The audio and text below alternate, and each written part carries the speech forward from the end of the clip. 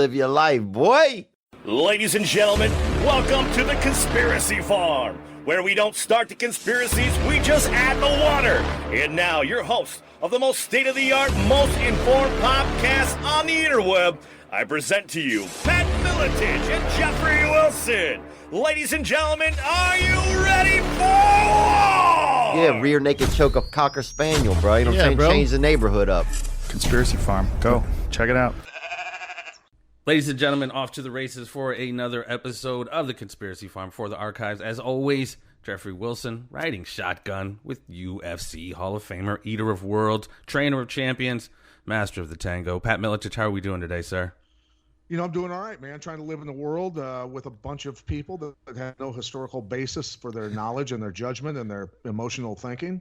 And, you know, I think we're going to have a great conversation today with this guest. I'm pumped we've got him. Somebody's been watching the news. Wow, there is a little bit going on in the news, and I'm actually really stoked to talk to this gentleman. Been a huge fan inside the cage, outside of the cage as a professional wrestling guy. You know, I definitely want to pick his brain a little bit. He is the War Master, martial artist, sports commentator, professional wrestler, former UFC heavyweight champion, and if I remember, the youngest heavyweight champion or youngest UFC champion of any weight division. Josh Barnett, how are we doing today, sir? Doing well. Definitely not that young anymore. And John Jones took the title away from me of youngest UFC champion of all time, but I'm still the youngest UFC heavyweight champion, I guess. So, yeah. Hey, it's still, you know, a distinction not many have. Well, you're supposed to be young. What'd you say?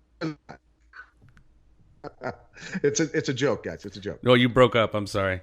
All right.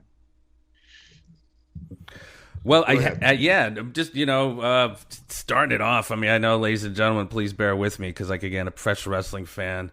And I know, obviously, Josh, you are too. You know, when did it bite you? Where'd you grow up, and were you into the territories? What was the first bit of professional wrestling territories that bit you?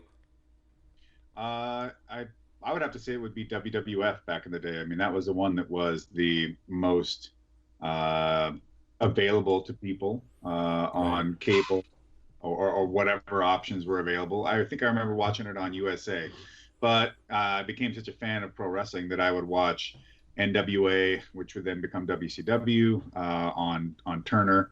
And then I would start catching even the AWA shows, although I think they might have been replays on ESPN or something like that. So I just always loved pro wrestling. I always loved fighting, seeing all those action movies, all the kung fu stuff of the Shaw Brothers, like, and what have you, of the 70s, and then turning into the martial arts movies of the 80s and into the early 90s, with the video games like Street Fighter 2 and such. When I finally found that the UFC was a real thing, like, I just thought all the coolest stuff that I had grown up with had become reality. That's why he is the War Master. Any particular favorites in your just wrestling in general? NWA, any territory, any era? Honestly, I mean, my favorite stuff is the UWFI, the early years of the UWFI over in Japan, and I will also say early rings, and you know, anything of that UWF shoot wrestling nature. Catch as catch can. Mm-hmm. Nice. Well, all right, I'm done marking out. Pat, let's get into the thick stuff. I mean, the world, what have you been up to, though, Josh? I mean, obviously, you know, we kind of like to pick people's brains. The world's changed for everybody. I know, you know, just doing show prep on you and kind of following you, you stay busy. What are you up to, bud? I've never been busier, to be perfectly honest. At some point, there was a necessity to really consider pivoting on a lot of my general routine because it just wasn't something that was available. Plus, there were so many unknown factors towards this pandemic to start off with, because, well, that's just kind of the way these things are, right? And the more knowledge you get, the better you can make an informed decision. But when you have no knowledge, then you have to, as Nassim Taleb puts it, overreact. It's better to overreact in something like this than underreact. So I stayed pretty low key to begin with at the start of this thing, although I was, and as I keep telling all my friends who didn't frickin' pay attention, I was telling people in early February, like get your supplies, get things you need. This is going to turn into a shit show. People are going to be the biggest problem. Get going. And no one wanted to listen. And of course, everybody's usually plugged into mainstream media. So when they decide to say, oh, it's just the flu, or well, there's no human-to-human transmission, there, all the mistakes, either be it intentional or otherwise, it's never stopped mainstream media from just talking out of their ass, even without, they might have a narrative that they would like to spin, but they don't necessarily have to be diabolical. They just, most of the time, just incompetent. And so I just said, look, guys, you need to prepare for this. You need to just have things in case, let's say, a normal natural disaster was to happen. You should always have some water on hand. You should always have some extra food. And that stuff doesn't cost a whole lot of money. And if you live in California, especially, it's an earthquake state. So it's just a necessity. So for me, I just looked at it as, well, this is just price of admission for living in a place like this anyways. Well, and we have insurance, right? We have car insurance, house insurance, life insurance. It's just those just in case. It's better to have it not need it and need it not have it. Right. But the toughest thing was getting a schedule up and going again. Once you get things set and you have your day-to-day, right, your dailies, once that ends, and especially as abruptly as it did, okay, how do you get yourself reset into new habits and restructure how you approach the day to get to be productive? And so that took some time. But once I got through that little past that hurdle, then it was just with the whiskey production stuff, with now working with 5B Artist Management as well, getting more into other side projects, working on more pro wrestling stuff and new merch deals, and all kinds of other things in the air right now. I've just never been busier. I'm doing something every day. I'm having to get back to people, schedule things. It's been a full time for me. Well, and I definitely want to get into the whiskey part, but I mean, it can't be overstated.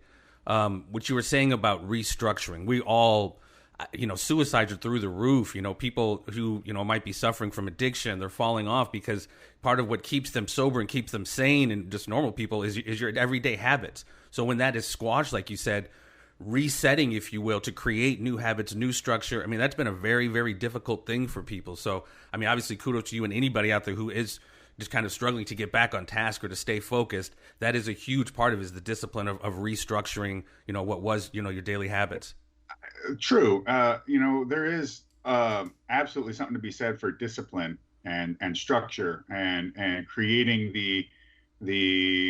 creating that walkway for you to approach life, so it keeps you on the straight and narrow, to use an over or like a colloquial term. But I think, to be honest, really what's most key is you need to have constructed a way of meaningful sense making and meaning making. You need to have a life that instills meaningfulness into what you do and how you are. And so for me, like, I knew there was going to be a bunch of difficulties, but some of these things were about trying to figure out how am I going to operate with everything else. I have no control over the rest of the world. I can only have control of me. And so figuring out what was going to be available. And then also just, I think a lot of people are okay. They've been stuck indoors. They've been sitting inside. They don't have work of any sort to do, or at least they haven't figured out how to then find work for themselves. Because trust me, there's always work. And now they're just having to face with the reality of dealing with the hollowness of a life they've constructed, thinking that would be a sufficient way of being. And it's just not, because people are suffering, in my opinion, be it even if they're successful, rich entrepreneurs or who knows what, or someone just barely scraping by. They just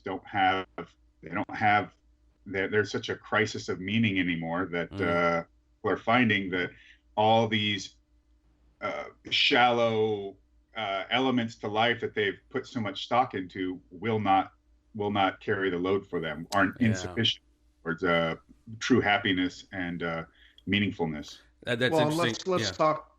Sorry, I mean, we want to talk about when you talk about that, meaning and structure and a lot of other things and purpose to life. And I think a lot of that has been lost in what I mentioned earlier in the emotion-based thinking that has been just indoctrinated into this generation of millennials who are serving. They're serving as they've been weaponized. No matter, of course, they're weaponizing race, but they're also weaponizing the indoctrinated masses into thinking it's okay to just go out and burn buildings and destroy cities and attack their neighbors' businesses and houses and attack innocent people because they're somehow number one, angry at the government, but more so following the people who are being paid organizers to go out and get these people whipped up into a frenzy and destroy things. And so that's the thing that bothers me the most, is that these people just are totally based on emotion, and emotion, thinking with emotion, I've said it time and time again, is going to, and it has been, getting people killed. And if they continue to do it, it's going to get a lot more people killed. For sure. But let me posit this idea to you.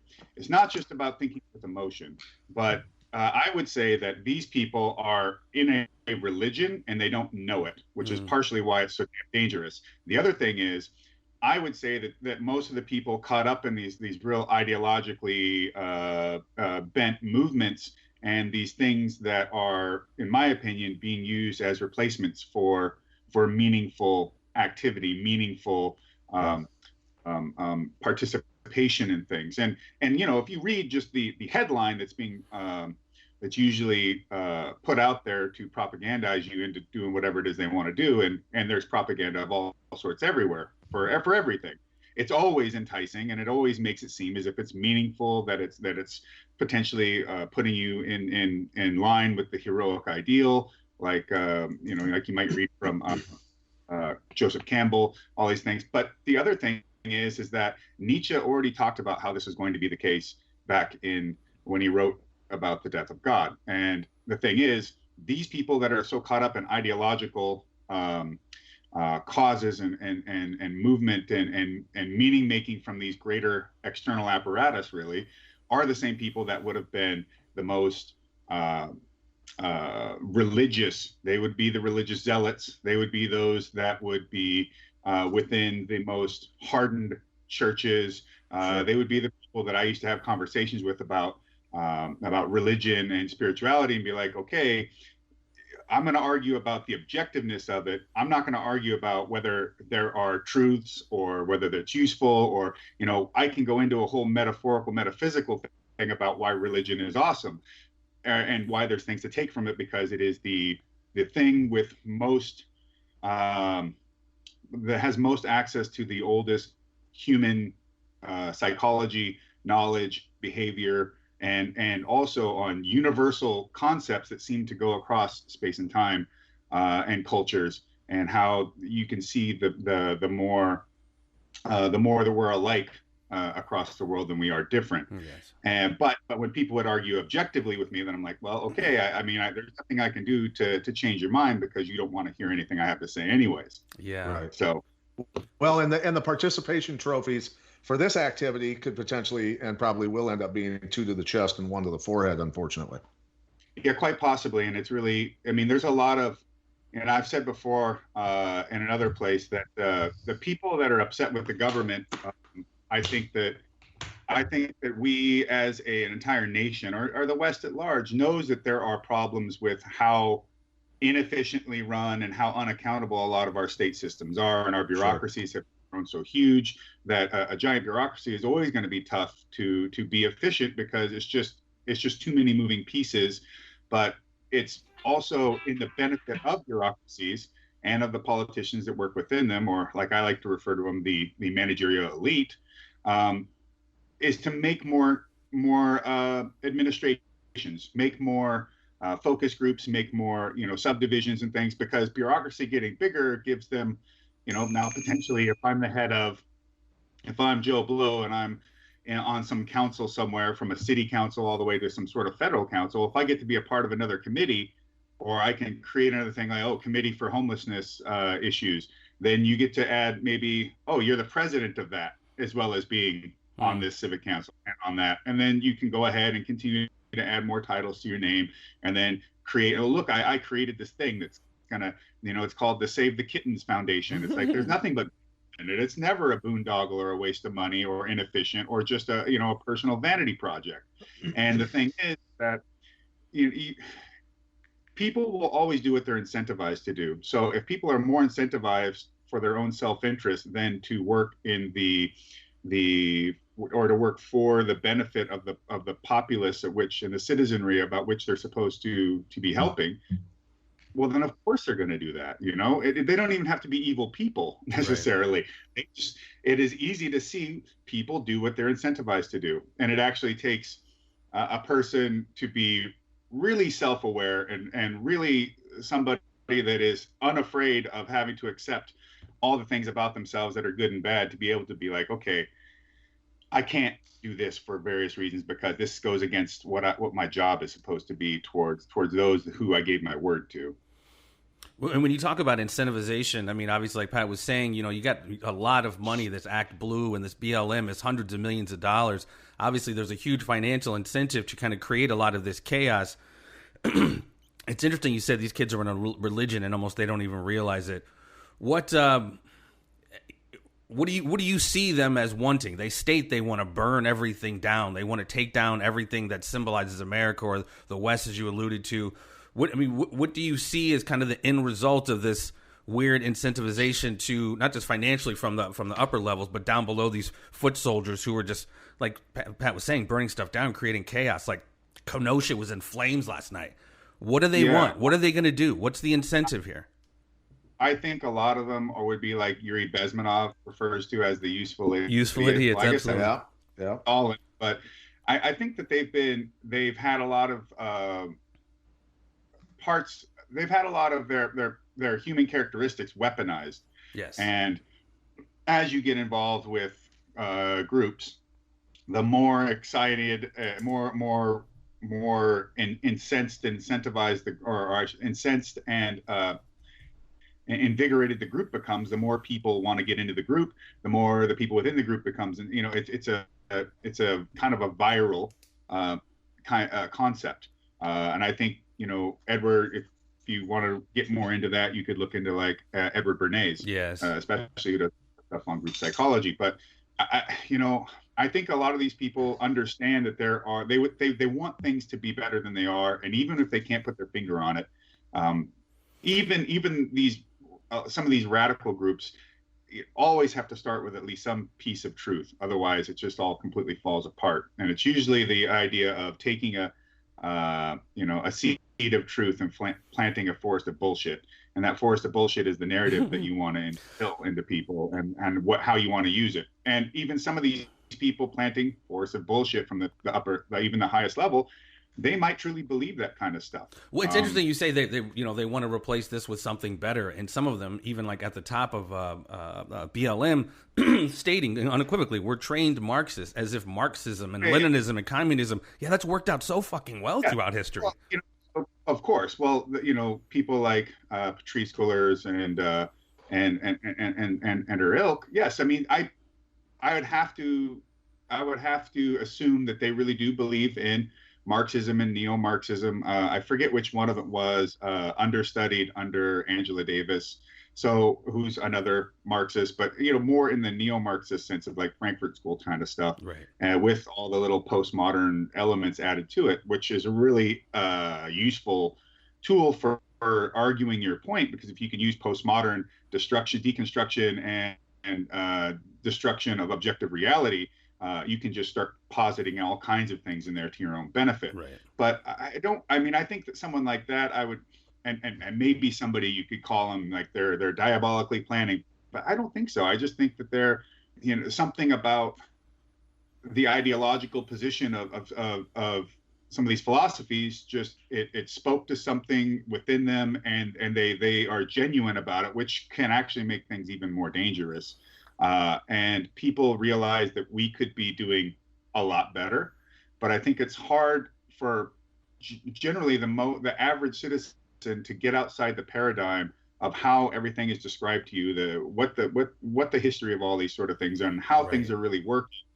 It's so easy to say pick an enemy, or pick just a one point at which to focus your issues with. So let's say with Donald Trump, you can attack Trump, attack Trump, but attacking Trump doesn't, it puts you into this myopic way of viewing things, and you start thinking like, if I just replace one for the other, everything will be better. Exactly. And then I can move these pieces around. It's like, no, it's not that simple. Like anything that you want to even say for good or for bad, the machine has been moving longer than Trump has been in office, and will move longer than he'll ever be in office.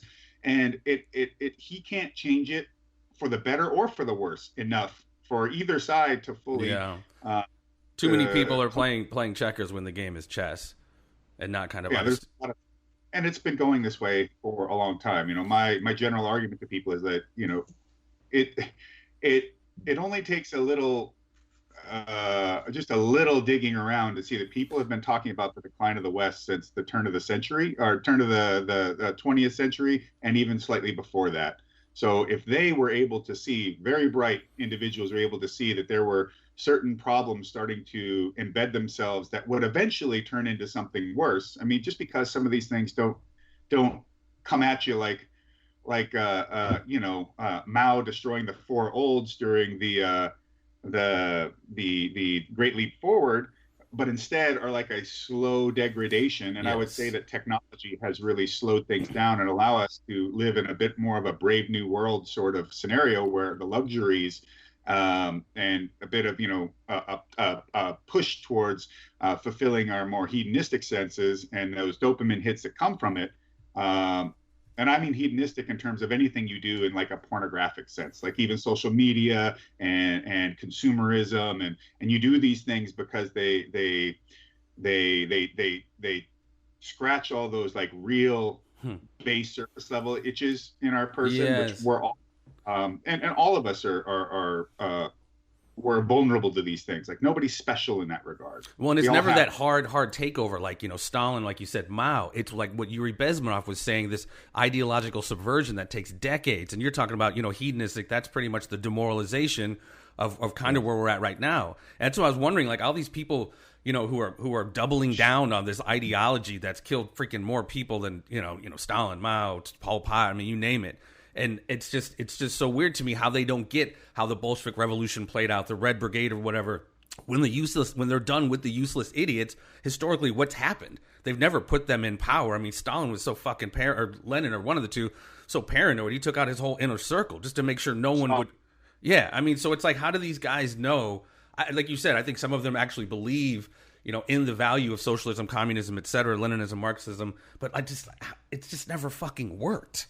So I don't know. I mean, there's plenty of decent things to be gleaned from studying Lenin, even studying Stalin of all people. I mean, even the worst of the worst of these individuals throughout history are always harnessing some sort of truth within the time and the era and the people, and then they're obviously then they take it and they can then distort it and make it something like really wild, but they always have to start with something, and they're not in it alone. So they're always supported not just by their little inner circle, their cadres of their most loyal, but they get the support of the people when they do these things too.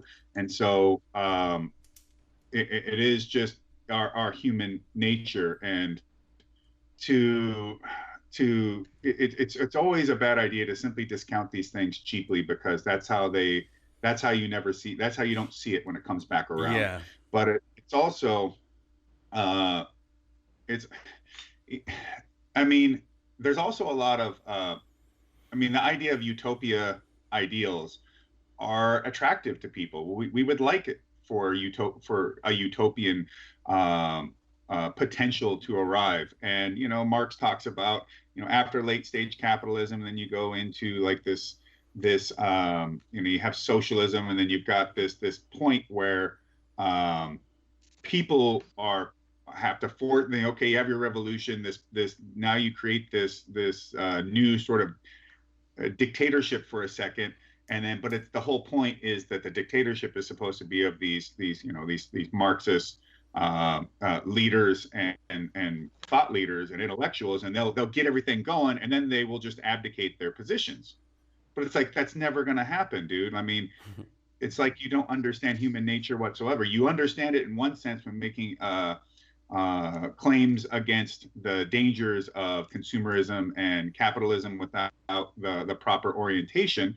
But then you think that people are just going to abdicate power. Like, fuck no, they're not going to do that. They never have, and they never will. Right. What are your thoughts? Well, I mean, and as far as the sorry, Jeff, as far as the concept of utopia, Socrates and Plato, they even said it always is going to fail because of personal aspirations and dreams and people wanting to reach, heights and do great things with their lives. It's always going to collapse and fail because of that. Yeah, well, I think if you want to dissuade yourself of the idea of utopianism, first, there's a guy who's got a YouTube channel called Down the Rabbit Hole, I think it is, and he's got a great one on the Great Mouse Utopia experiments, if you're not familiar, that were put together. I forget the scientist that started it off, but he started creating them in his backyard, and then eventually the National Institute of Mental Health then gave him a big backing and a grant, and he built a huge utopia project, the biggest version he could ever do, and gave these mice, I think it's mice, not rats, but I could be wrong on this, everything they could possibly need in terms of luxury and necessity so I mean, it's like the idea when people start talking about even living wages and free healthcare and free, all like saying like all these things should be rights to have all these things. Well, they did that for all these animals, these mice, and the whole thing, it like blew up, and then it just completely started to absolutely fall apart. No matter what the scientists tried to do, it just completely destroyed itself. They stopped breeding. The mice segregated the ever living crap out of each other. They got like all the little beta mice started attacking all the time and being violent with their mates. And then, but it was this, wow. You're going, well, they have no lack for anything, no want for anything. And, that produces even things like the group of mice called the beautiful ones that would just sit up on the highest perches and themselves all day and not participate in anything else towards procreation or mating or anything. They would just isolate themselves off and groom all day long. And the other person that would I mean, besides reading Nietzsche, but if to take something a little, I think, easier to digest, Rene Girard's mimetic theory and the scapegoat will get you thinking that, okay, utopianism just is not a possibility. But if we could figure out a way to create the most stable and accessible competition structure for human beings that can allow them to participate in hierarchies and or exit from a hierarchy, but yet find their own fulfillment and be okay with that, But I mean, it's an easy thing to say, but it's hard to steel yourself into the kind of psychological state that you can make that happen, especially when you have a paradigm of modern living that doesn't want you to be such a way. And that's not like that's not a conspiracy level thing. That's, because all of it, if you want to break it down, all have a clean and apparent rational reason as to why these things are the way they are. But it's always tough to be the one that can create their own life. As Heidegger would say, become Dasein. Well, and like you said, without that desire of wanting for anything, you just kind of go into that stagnation of just atrophy, and you just kind of waste away. I think human beings are here to have some kind of struggle at any point in time. And piggyback on what Pat was saying about, utopia or whatever could just never happen just because of the inclinations of human beings. Can't the same be said for capitalism? I mean, it's not necessarily a level playing field. We do have crony capitalism going on where it's basically, whatever you want to call it at the top, and then everyone else kind of can pretend it's a level playing field. But it's human beings that wind up fucking it up. Yeah, of course. Well, and I've had plenty of conversations with people that want to scream and yell and decry capitalism. And then I go, okay, all right. I mean, I understand why the people are upset for all kinds of reasons, and it can be from locale to the world at large. Especially, living here in Southern California, where things are so utterly expensive all the time. And I just say, okay, well, what is capitalism then? Define it for me. And there's always all these additional things that they keep adding to it, and I'm like, nope, got to stop you right there. You did not define capitalism. You started adding all these elements of that people have brought into their own participation within it. Capitalism is a neutral system. It doesn't have any morality to it. It has no ethics to it. It's got nothing within it that there's no moral framework to capitalism, unlike, say, Marxism or some of these other systems. Capitalism is simply ownership of your labor and your goods, your ideas, and the ability to freely exchange and trade with anybody else of the same for the same or any other good that you find valuable to yourself. It is the ability to do so, to own private property. It's sovereignty in terms of your work, your ideas, your goods that you create. That's what it is. But if you give freedom to anybody of any sort, freedom is the freedom to be and do good, and also freedom to be and do bad. And so if allowed long enough, like any system, and it doesn't matter that it's capitalist, communist, any sort of thing, if the system itself isn't essentially audited and revitalized and restored at times, then it will always go to a lower state of energy. It will start to fall apart. It will start to become something that no longer resembles its intention, and let alone its effects of the human entropy on things, because humans are entropic as well.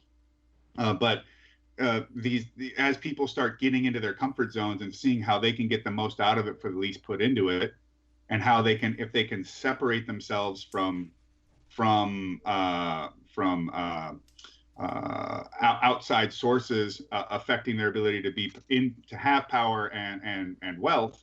Even when I was far younger, I used to just say, like, the money that politicians make and deal in is not the money that us, the regular citizenry, has access to. Right. It's a completely different bubble of cash and wealth and exchange, and this isn't something that anybody I know can just go up and actually get $1 from. It's not the same. It's not the same money pool.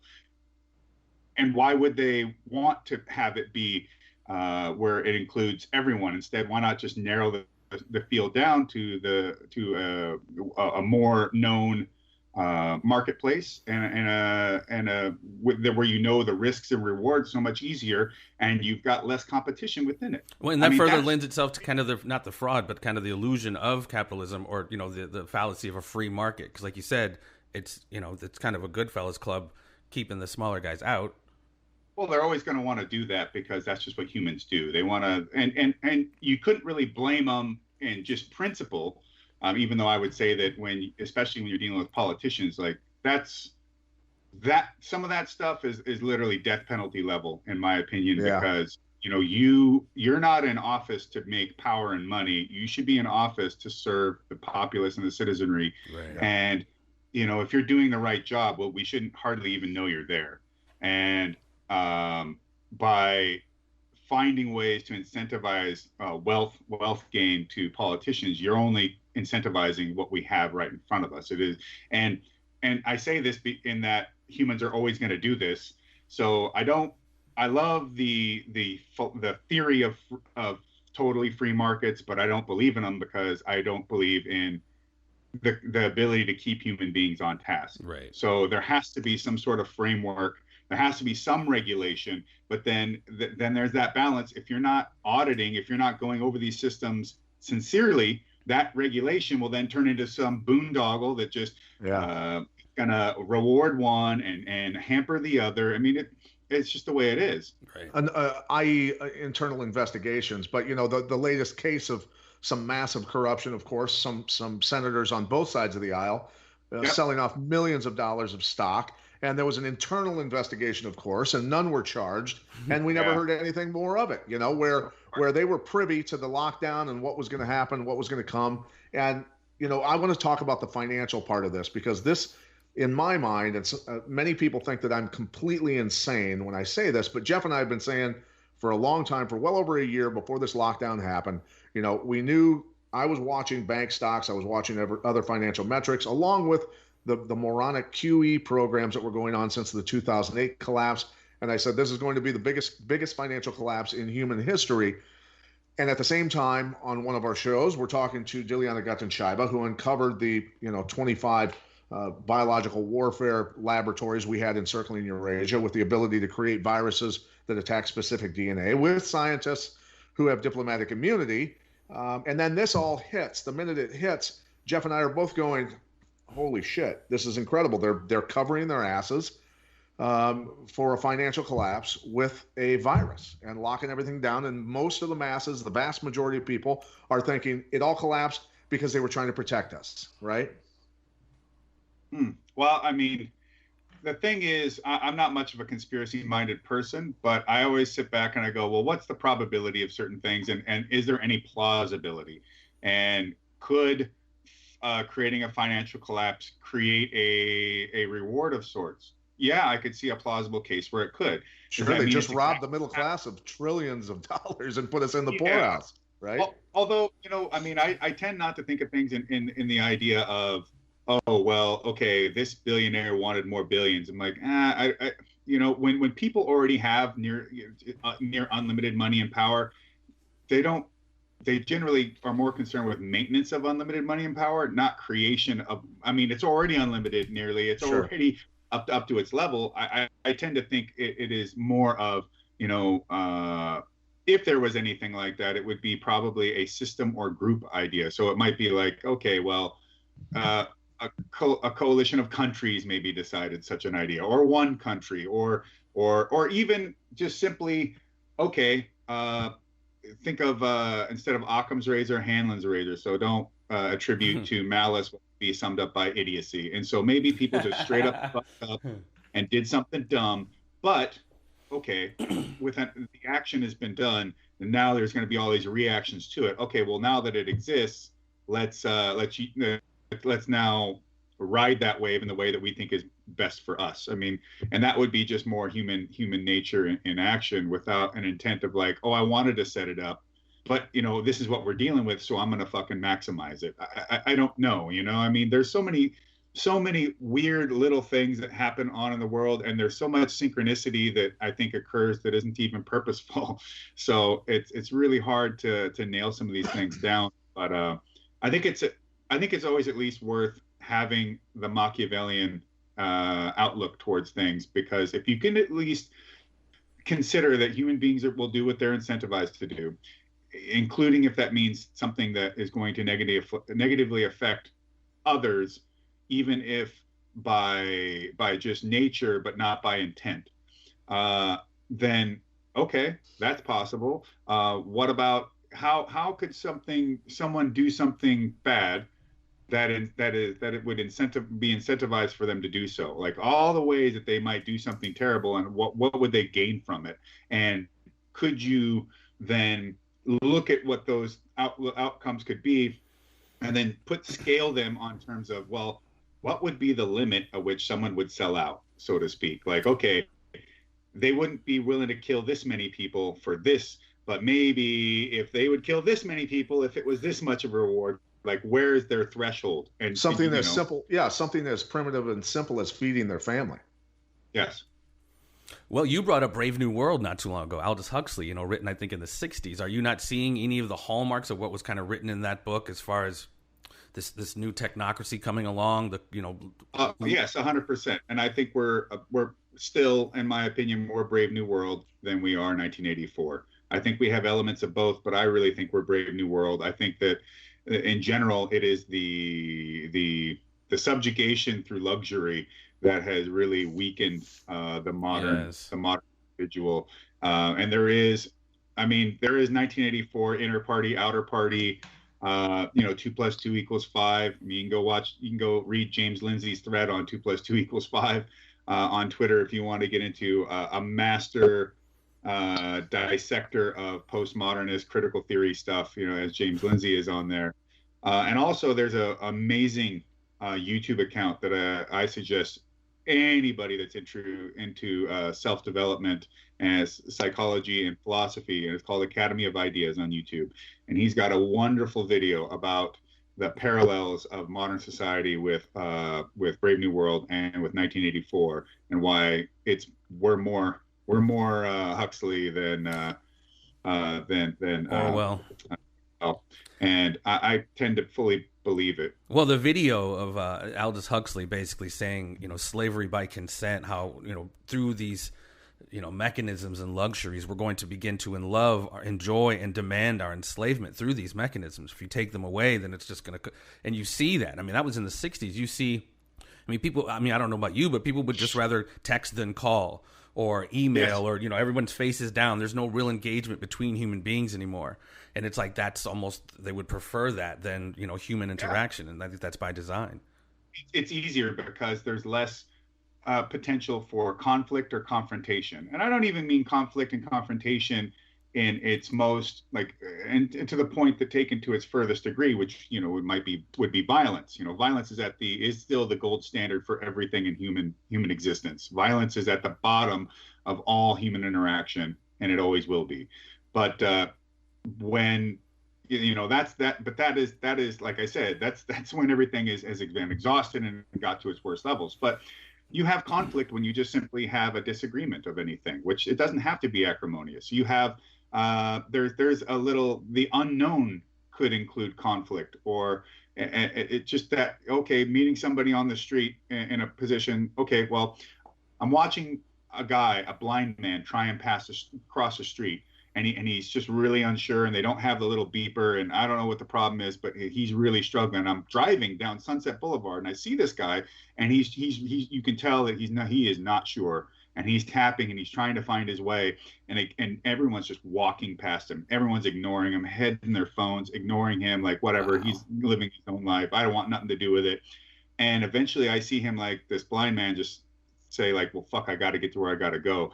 And he walks off, and he starts trying to cross the street, and he starts diagonaling out towards traffic. And I had already whipped my car, pulled in, stopped it, ran out of my car, got the guy, straightened it back up onto the crosswalk, and just said, hey, I'm here. I'll get you to wherever you need to go.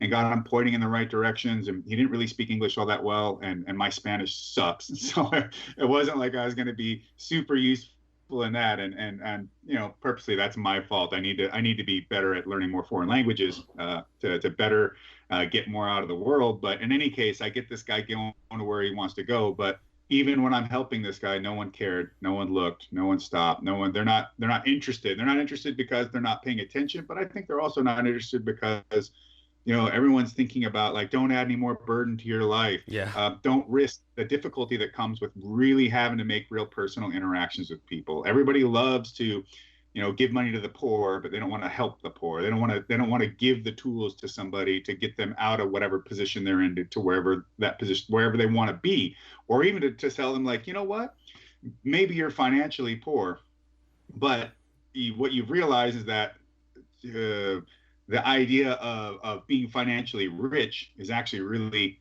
anathema to you. Like, you hate it. So how can you do what you need to do and not have to deal with the rat race and the bullshit of wealth accumulation, and just sustain for yourself? And fuck, I mean, there's nothing that says that you have to be a rich person. Right. And I think money is a great tool, but it is a tool. It is not a device that can create meaning for yourself. Right. And yes, we could, there's plenty to talk about certain costs of services and things like that. Gotcha. But I think it's really hard to be effective in dealing with those things until you've at least, I mean, I know it's tacky to do the Jordan Peterson clean your room, but I didn't look at it as just like literally clean your room, although that does help. I looked at it as, man, you got to find your meaning-making device. You got to orient yourself. You got to get what that thing is. And then once that's done, man, you start, and I'm not fully a stoic, but then you start having that stoic mentality. You can't take from me anything, because everything I need is within myself. Right. And so if I lose it all, or I'm given it all, I'm going to be the same person and still be able to create the things that I need in life. And I found that very just doing show prep. I think I watched most of you on the recent Joe Rogan, and I think it's very important, a point you guys brought up, and I think we all kind of struggle with it to some degree. These artifices of human beings that we kind of create, the inauthentic us that we kind of create on Facebook or whatever, that keeps us from, like you said, really going in as opposed to out. Everyone's posting, I'm living my best life, this or this or this, when really the journey is an internal one, but we just we almost create this, like, I don't even know how to describe it, this pseudo Zen master when really we're fucking a mess, you know? Yeah, well, I mean, and I think people have a tendency to just vomit a position from emotion. Like, so it's either they'll say, I'm creating my best life. Look at me, I'm winning, winning, winning, winning, blah, blah, blah.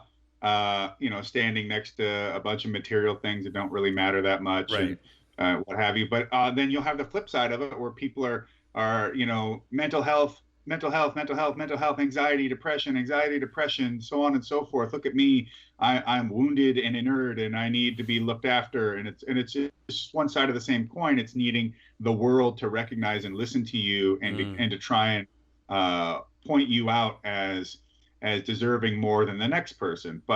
And I've talked to a lot of my friends, and I go, anxiety and depression is normal. You know that, right? Like, and we all have it. Like, even the coolest person you might see gets anxiety from things, and depression exists. And I really believe, like Jung states, that anxiety and depression, these things are red flags to point you to where you need to put work in. It's you telling yourself that, hey man, you need to look after this, because if you're getting at it at an early point, you can sort this out and move past it and get it behind you, eliminate it altogether potentially. But if you let this thing stay here, it will fuck you up, because it's you fucking you up. It's you telling you in your conscious and in your subconscious that you are doing something, or you're something's going on. And that's not easy to do. And I don't look upon people that struggle with getting to the bottom of these things and getting to the first root of acceptance of what you're dealing with, so that then you can move to, acceptance is kind of like the problem people have with admitting they're wrong, right? They just refuse, they just don't want to do it to no end.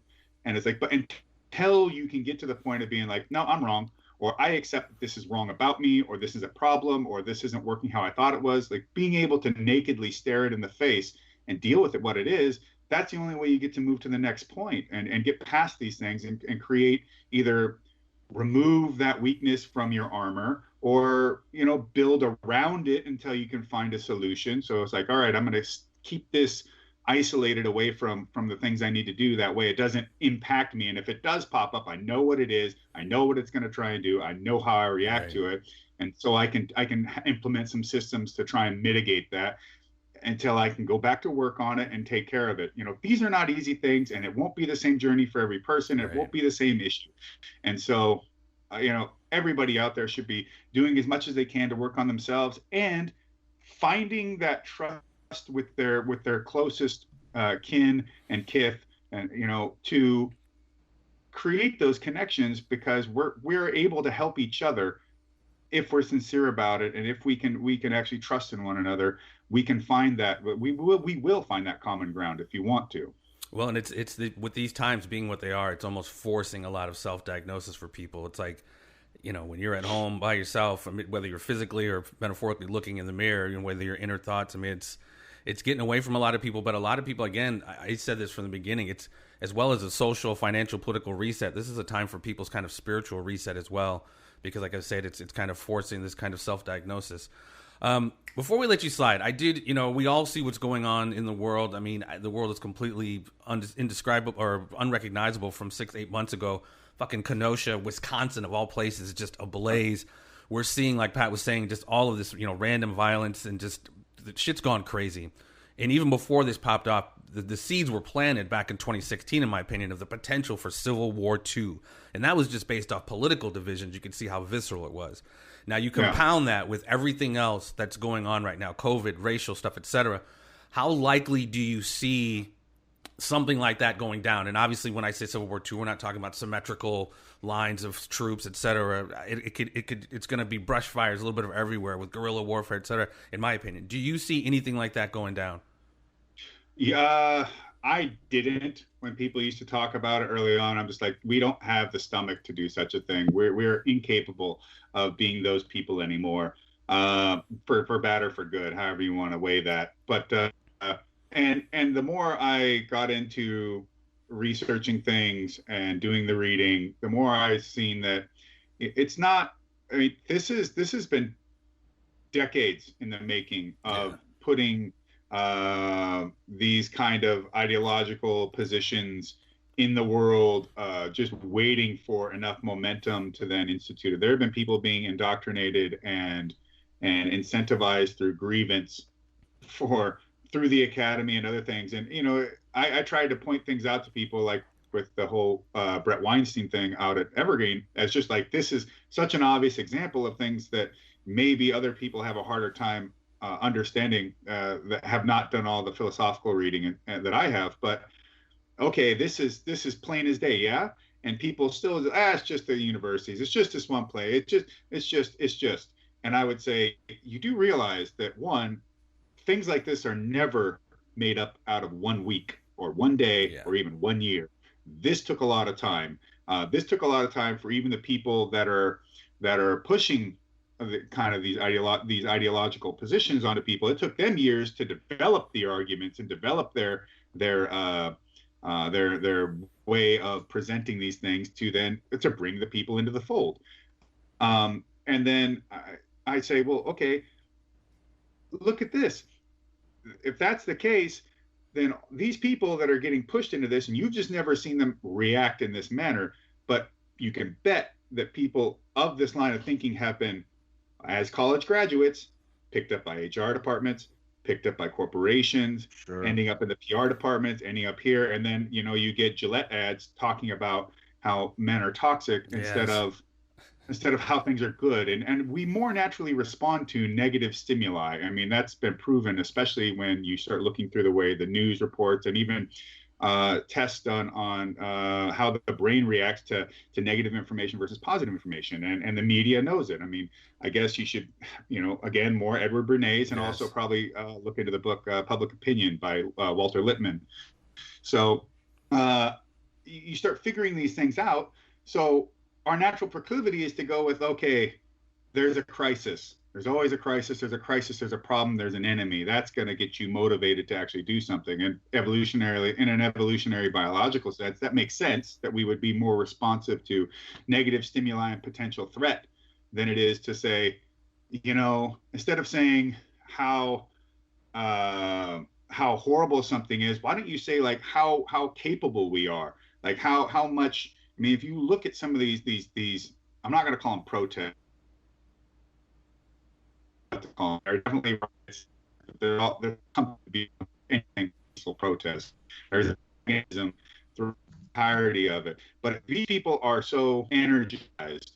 Now imagine if that energy was put into a less destructive position, and they could then be a part of building up better things, instead of trying to tear things down. And you know, the things that are being torn down almost 90% of the time, maybe 99% of the time, it's not the mayor's house, it's not the city hall, it's not anything related to government.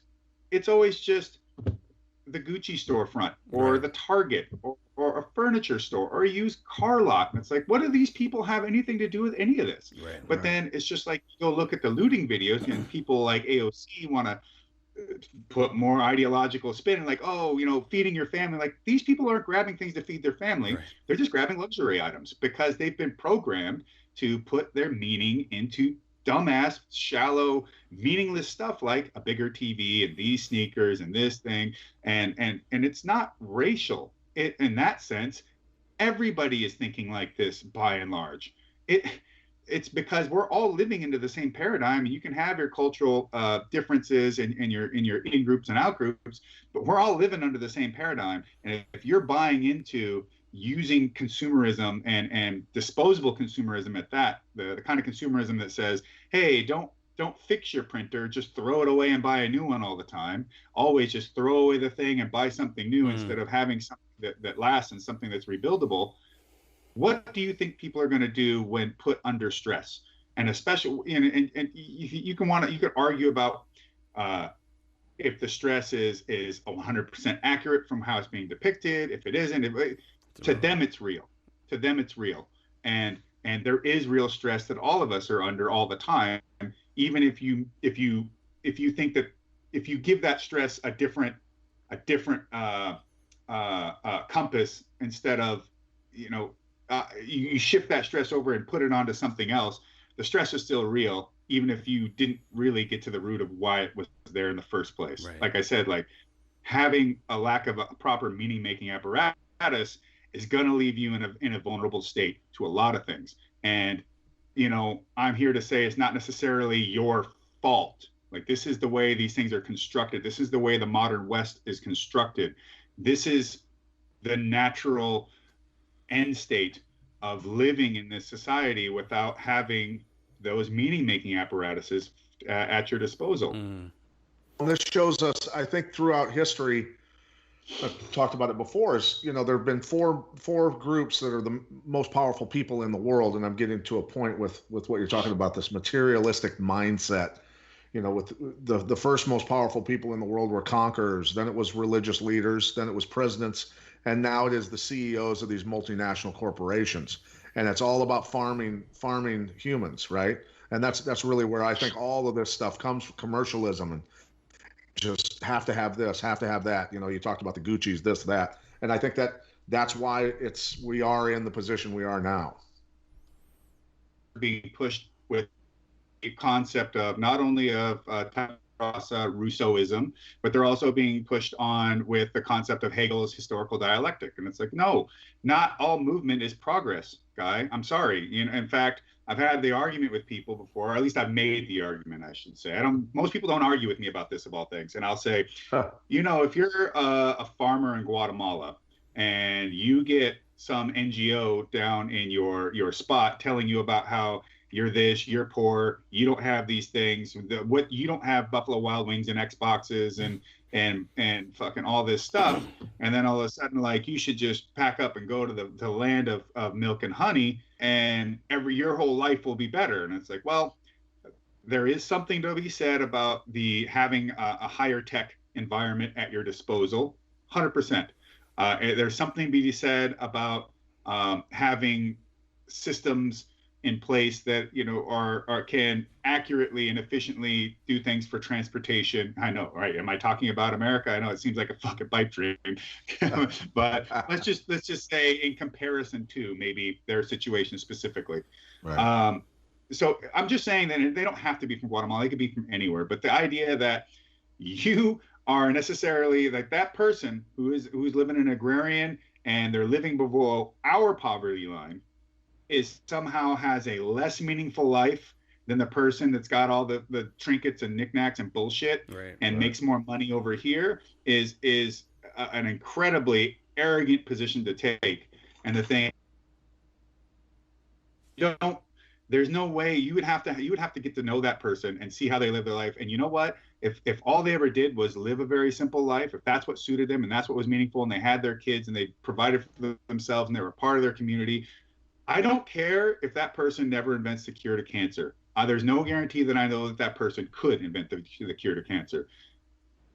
I'm glad that they are a fulfilled, happy person that can live the life that they want to live and take their tradition and whatever that is important to them and that has been passed down to them and give it to theirs. I think that's fucking, like, that's key. That is something that people just completely over.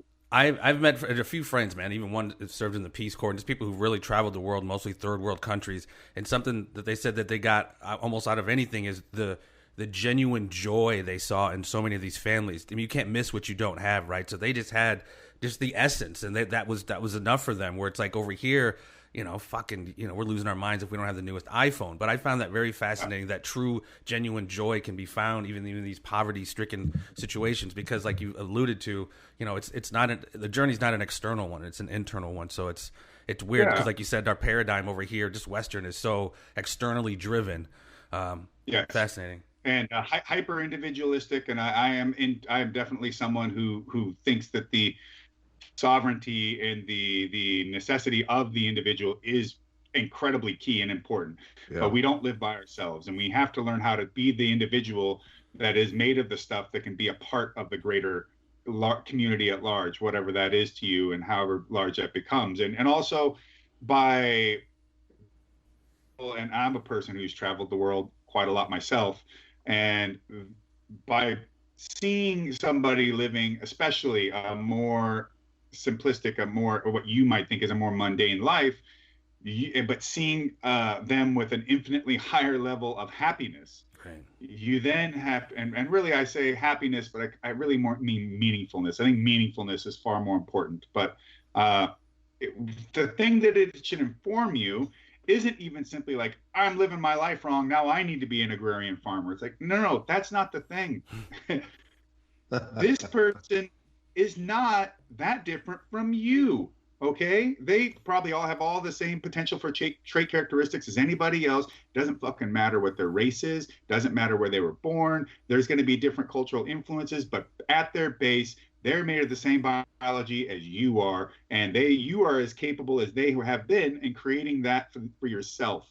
Now you'll have the things that are specific to where you live and the cultures around you and the people around you and their cultures and how that informs them.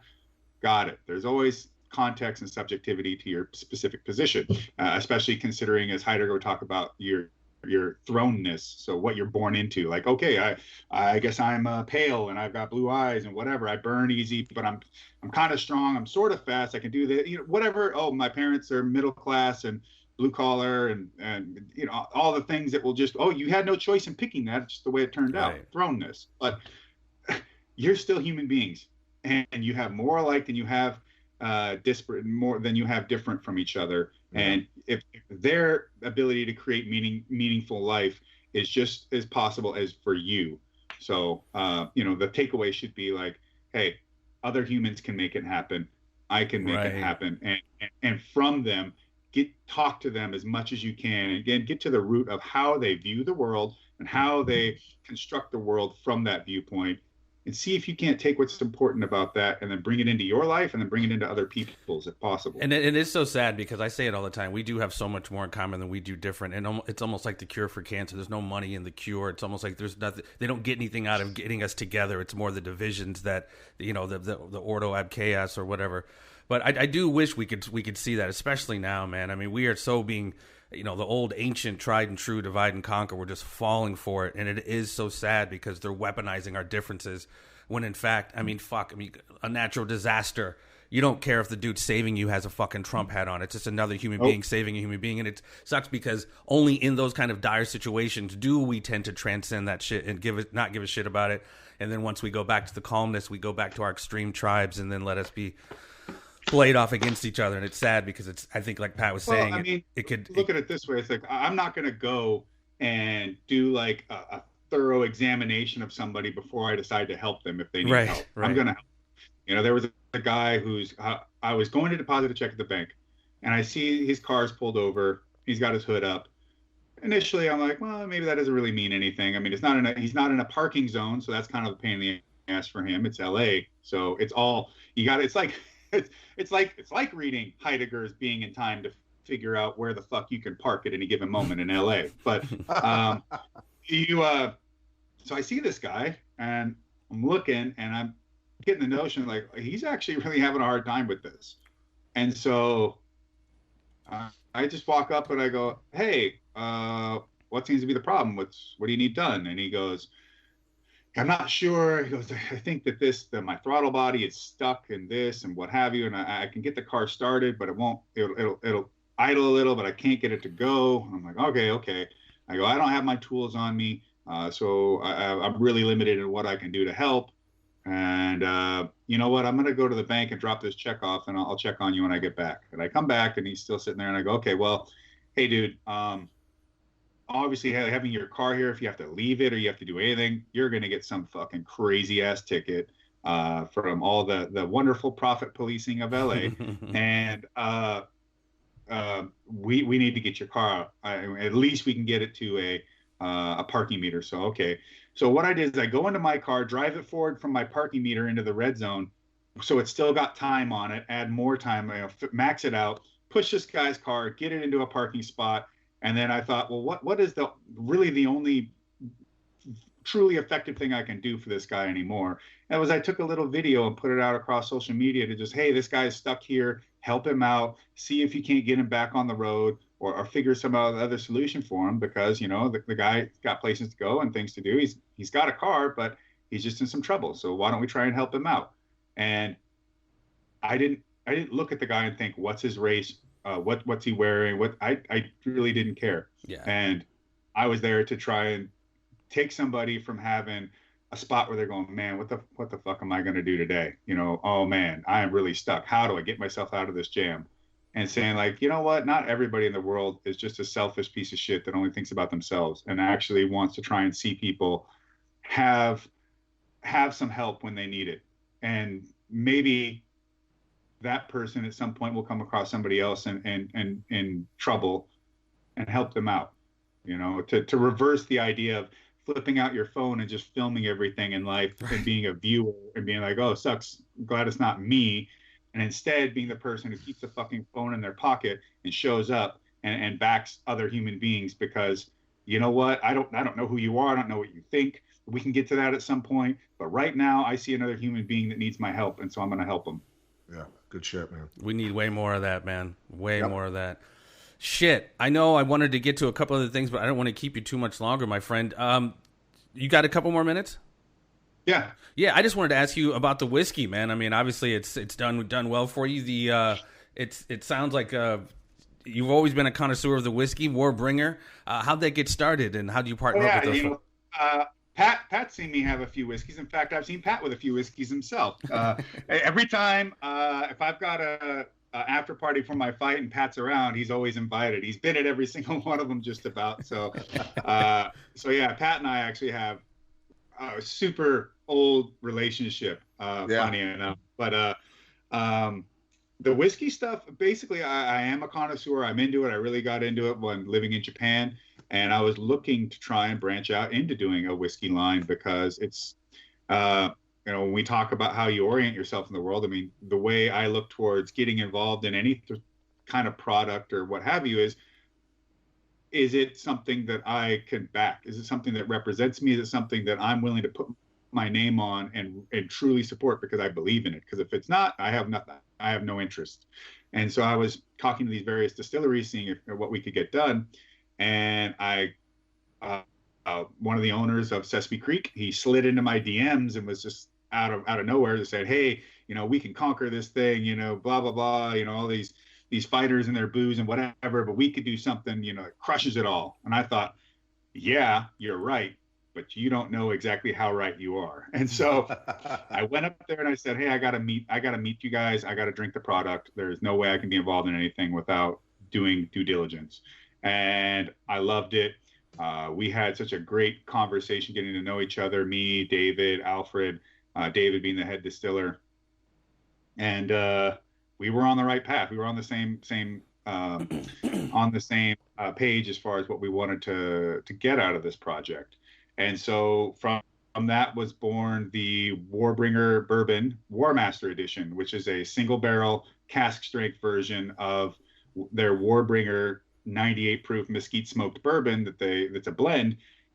Well, I do all the barrel picks on Warmaster Edition. So only the best barrels that I determine get bottled, get put together, and get put out into the world. Sherry barrels, are they not? You guys not? Yeah, well, both of them are. We always use sherry as a finishing process on our product, but it's bourbon. It is a 75% corn that is mesquite smoked and 25% malted rye.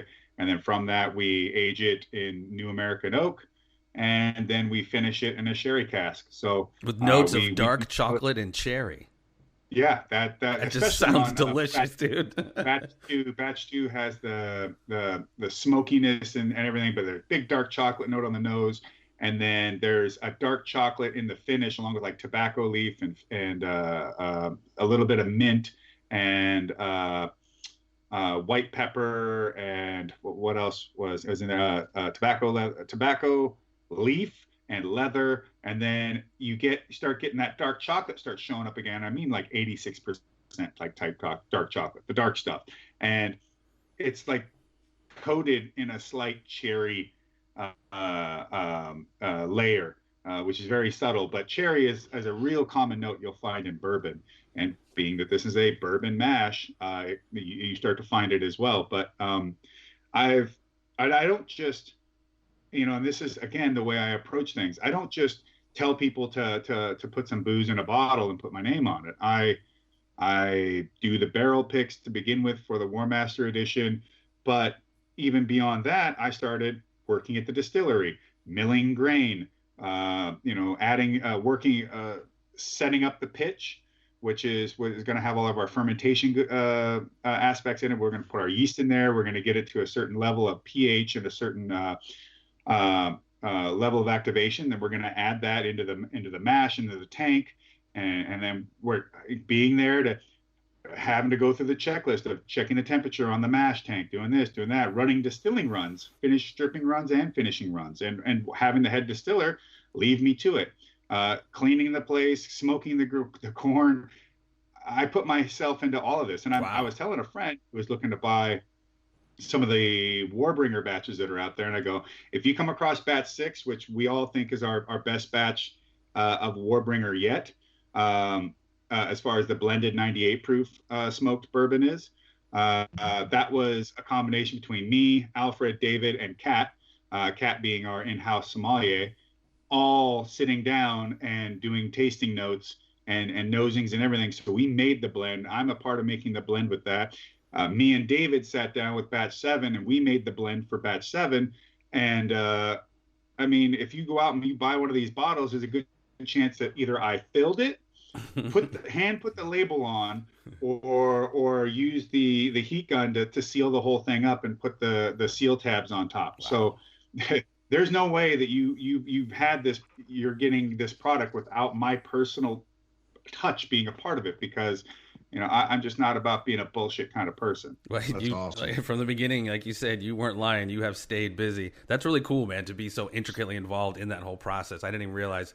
I mean, I don't know. As I've gotten older, I've gotten an appreciation for, like craft beers as well as whiskeys and bourbons, and yeah. I like my vices. I like them. They have to stay vices and not habits. But I like my vices. Man, this has been a deep conversation, man. I really appreciate you coming on, Josh. Anywhere we could track you down? I think I heard you say you got your new website up. Yes, joshbarnett.com is a great holding place for everything I'm doing. It's got all the information on Bloodsport, Josh Barnett's Bloodsport, my pro wrestling promotion I do with GCW.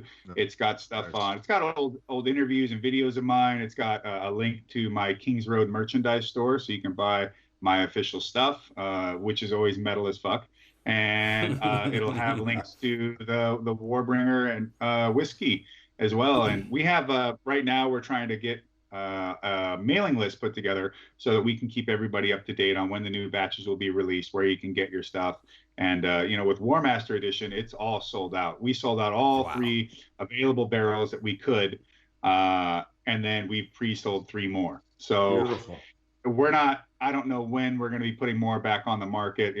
Things are just sitting there letting time do what it needs to do. But you can't rush something like whiskey. It just doesn't work. So although from this whole conversation, my point is, when I talk about these kind of things, I just want to try and give people, not even just the tools, but like try to get them to look in the right directions to find what is necessary for them to get themselves in the right position to be effective for themselves and for those around them. And everybody doesn't have to live the life of slaying the dragon. They don't have to be the hero of the world. Everybody runs around all trying to be the richest, the most powerful. They all want to be the star of everything. And it's like, you don't have to do that. And you know what? It's really at times maybe very luck derived that you might even find yourself in that position at all, right? Just because you found out what that thing was that you could do, that would get you in that position, and maybe just things aligned.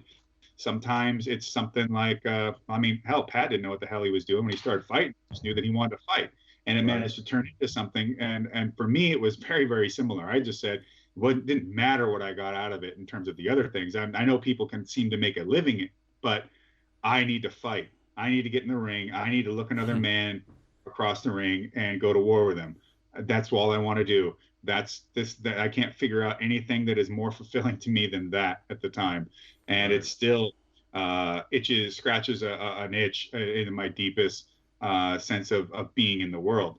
But well, and that's if there is a okay. dragon to be slayed, like we said earlier, it doesn't necessarily have to be an external physical one. Oftentimes, the dragon is an internal dragon that needs to be slayed. Biggest ones are internal. Yeah. Yes, of course. And they're the hardest to deal with. And that's everybody's task. Like, we always need to be slaying those internal dragons, and we all have them. We all have our points of weakness. We are not perfect creatures, and we are not, we are susceptible to the same things that might make a person act in the way that we criticize because they're doing, XYZ action. But the thing is, maybe given different circumstances, and we don't do that exact action, but our motivations and our reactions are the same. So we're not that far apart. And I just want to see people being able to, there is lots of good change that needs to happen. There's good change that can happen for all of our bureaucratic systems. And that's not just police, that's everything. Everything that is created under these bureaucratic structures are all entropic at this point, massively entropic. And they have been. And they've been isolated and putting themselves into different bubbles to procure their own self-interest over the intention of what they're there for. And it's not because they had a diabolical plan and they wanted to do harm to anyone or harm to people at large. It's because this is the nature of human beings. Without the correct auditing and revivification, and this will always happen. Everything in the universe suffers entropy. Human beings are no different. That's me, that's Pat, that's everybody that's listening to this show. And so we have to allow the agitation of existence to get us, to keep us moving. And we have to create agitation in ways to make us continue to learn and to continue to create the ability to advance ourselves to our best place of being. Without struggle, there is no progress. Who said that? No. Frederick Ellis, I believe. Josh, man, this is sweet, man. Been sitting under the learning tree with Josh Barnett here. And if you ever need a commentator for your professional wrestling, sir, I am a trained professional. Patrick He's actually very good, Josh. He's very good, I will admit. All right. Pat, love you, brother. Josh, thank you so very much for your time and continued success with everything, man. Congratulations. Yeah. And ladies and gentlemen, peace and so much love. Stay tuned. There'll always be more.